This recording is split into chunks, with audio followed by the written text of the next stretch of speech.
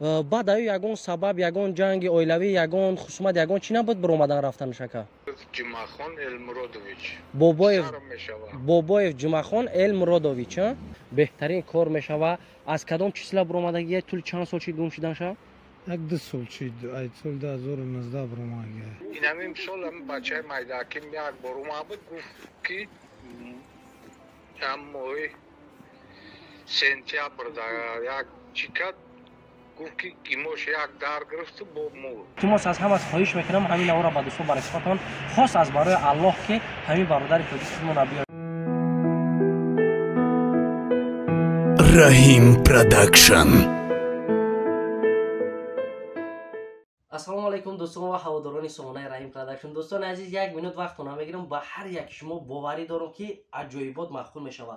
فیرمای سونامد دوستان عزیز برای نفرانی که از کسل قند اذیت میکشن، نفرانی که فرزنددار میشون، نفرانی که عصبهاشون ویران و خاطر پریشان هستن، با هر یک شما باز نفرانی که از گرده اذیت میکشن، از جگر انا فیرمای سونامی تا با هر یک شما گام میزنم. بهترین فیرمای از کمپانی زیارتشو خریداری میکنیم با نرخ دسترس دستاف که همه داره و میبریم برای سلامتی خودتون استفاده میبریم. باوری کامل دارم که با هر یک شما پیشن میان و میتونی که با پدر با مادری که کسل قند داره، از جگر از گرده اذیت میکشه، از فیرمای سونامی انمی دارو را روی کنی با شرکت زیارتشو در تماشا. مرحمت نمرای باوری در روی اکران دوستم رویش که برادر.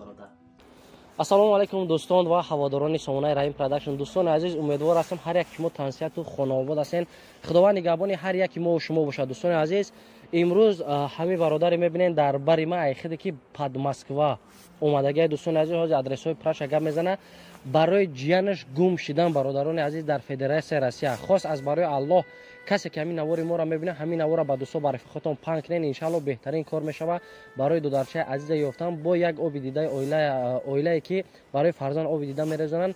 آب دیده شون با اشک خرسندی مبادل کردن در کار. دوستان عزیز از همه احترام را خواهش میکنم شاید که یگان تایتام برادر دیدگی باشه یا خطیت کار کردگی باشه ادرسش بدونی برای ما بهترین کار میشه. السلام علیکم برادر عزیز. یک بار نام مناسب خودتون معرفی میکردین اکی جوین برادرم؟ نام مناسب من بگمراد افتیلمراد رایون فرخو. این برادر گمشدگی در شما چی میشوه؟ بچه عمک میشه، دودار میشه. بچه عمک تونه ها؟ بله. با خواهش پدرشون اومدن که همه صورت برادر و همه اینترویو با برادران برسونه که یافتن انمو دودارچه عزیز حتمی ای. بله. چند سال داشتن دودارچه عزیز ما؟ چند ساله بودن؟ 25 ساله. 25 ساله تولد 97. دوستان عزیز نگاه کنه که 25 ساله تولد 97 همه برادران اومدگن. باز شما ای کجا اومدین؟ ای طرف پد مسکو ای کجاش؟ ای رایون ادیمسووا. ای رایون ادیمسووا برای همه کارون برادران عزیز. بله برادران عزیز همه کسا یک جای نه برد نگاه کنه صورت برادر عزیز موندگی بهترین کار میشوه. از کدام چیزلا بر اومدگی طول چند سال چی گم شدن شو؟ یک دو سال چید ای سال 2019 بر اومدگی. 2019 ها؟ اخیرش سال 2019 اخیرش بود. میتونیم که یک بار ما همراه پدرش صحبت کنیم برادر؟ بله. یک زنگ تلفنیش میکنین؟ نکنیم. دوستان عزیز پدرش ما خواستیم که در نوار اشتراک کنه از اون سببی که راهش دوری بد بود اومدن نتونست. خیلی میدونه که مسکو هم یک روز که کار نره کار یا سکرشین میکنن در خونه که یا سرد میکنن خیلی زندگی مجبور میشه که یک کس روی اکران میبره یک چیز ایشون میتونه اینا برادر ها زنگش بزنن. عزیز حاضر میبینیم پدر میرمون تلفنش جواب ده از پدر سوال میکنیم ان شاء الله که بسیار چیزا معلومات اوید برادر عزیزمون انمی پدر مهربان میدونه. السلام علیکم. و علیکم. سوزی اکا جان متنجی سلامتی خوبان؟ شکرانه دختر نازن سودی. شکرانه الله. یک بار خودتون معرفی میکنین اکا جان ما ای کجا میشین؟ ای نایه فرخور سرخوز سرخوب. ای سرخوب. همین نفری که گم شدگی پسر شما میشوه ها؟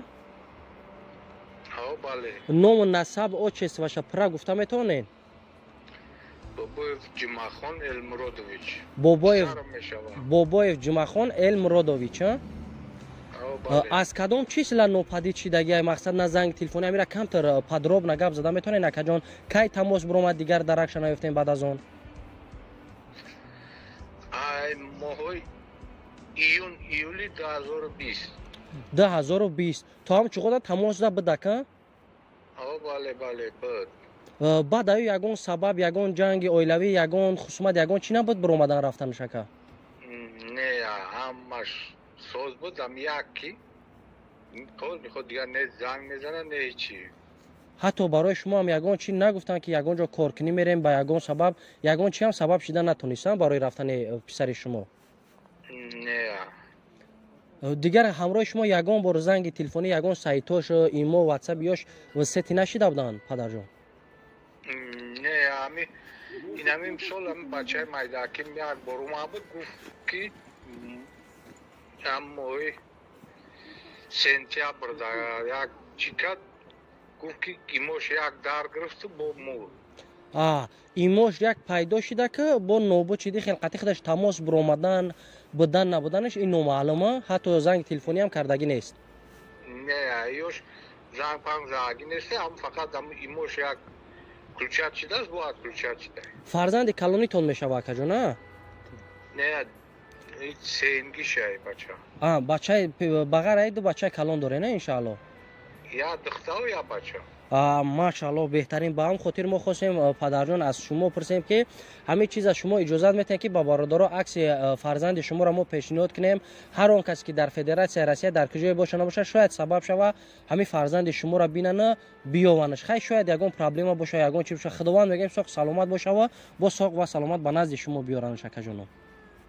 بله بله. هزار رحمت کجان سلامت باشین مینداریم از شما وقت خدمت شما را گرفته باشین بخشش پدر جان مالش گم نیست شما در بخشش. خوب هیچ گم نیست. دوستان عزیز از همه شما احترامانه خواهش میکنم کدام شخصیت هایی که همین عکس برادر عزیز در قرای ما میبینیم خاص از برای الله یک دستگیری کنین شاید که خود دیدگی نباشه یکم کسی که دیدگی نباشه لیک همین نوار با دوست برای خود رویش که همین نواره که شاید همه دیدگی باشه هرچند در یگان جای کار در یکون مکان یگان دکانه که جای باشه نباشه فقط یافتنش برای پدر و مادر عزیزای برای که دوستان عزیز هیچ وقت گوشت ناخن جدا کرده نمیشه و برای همین 2 سالیا خون خوردگی هم برای فرزندی که به درد به یگان کمبودی یک بار نوپدید شدگی التماس از همه خواهش میکنم همین اورا با دوستان برای خودتون خاص از برای الله که همین برادر خودمون بیایم الله حفظتون کنه هزار رحمت کلام برای دستگیرتون خیر دوستان عزیز هزار رحمت.